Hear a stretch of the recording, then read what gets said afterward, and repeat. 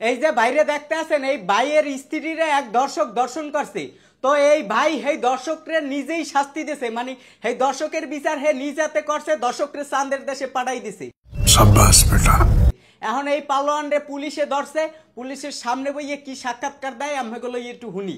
আমি নিজের থেকে বিশ্বাস করি আমি কোনো অন্যায় কাজ করিনি, যেটা করছি আমার নিজের মন থেকে আমি ন্যায় কাজ করছি।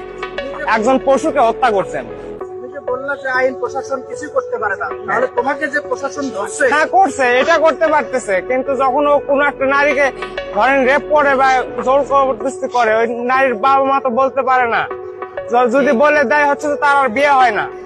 এই সমস্ত ভয়ের কারণে এটা আসলেই একটা গুরুত্বপূর্ণ কথা, মানে লজ্জার জন্যেও অনেক দর্শন কিন্তু মাটি চাপা হইয়ে যায়। মানে মেয়ে দর্শন হয় কিন্তু মেয়ের ভবিষ্যতের চিন্তা ভাবনা করিয়া বাপ মায়ও কিছু কয় না।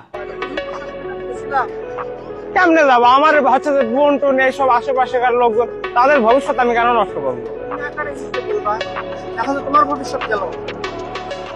একটা মানুষের ভবিষ্যতের জন্য যদি আরো 100 জনের ভবিষ্যৎ বাঁচে, এর জন্য আমি ভবিষ্যৎ নষ্ট করতে রাজি আছি। স্যালুট বস স্যালুট, মানে এর মতো পালোয়ান প্রত্যেক ঘরে ঘরে হওয়া উচিত।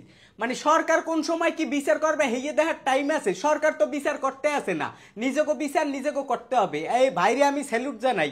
আরে যে পুলিশ প্রশাসন ধরছে, আমি মনে করি হ্যারে অবশ্যই ছাড়িয়ে দেওয়া উচিত। যদি আরে ছাড়িয়ে দিয়ে থাকে হলে তো ভালো কথা, যদি এখনো না ছাড়িয়ে দেয় আর মুক্তি চাই, আমি পার্সোনাল ভাবে চাই আর মুক্তি দেও, কারণ হে তো একটা ভালো কাম করছে।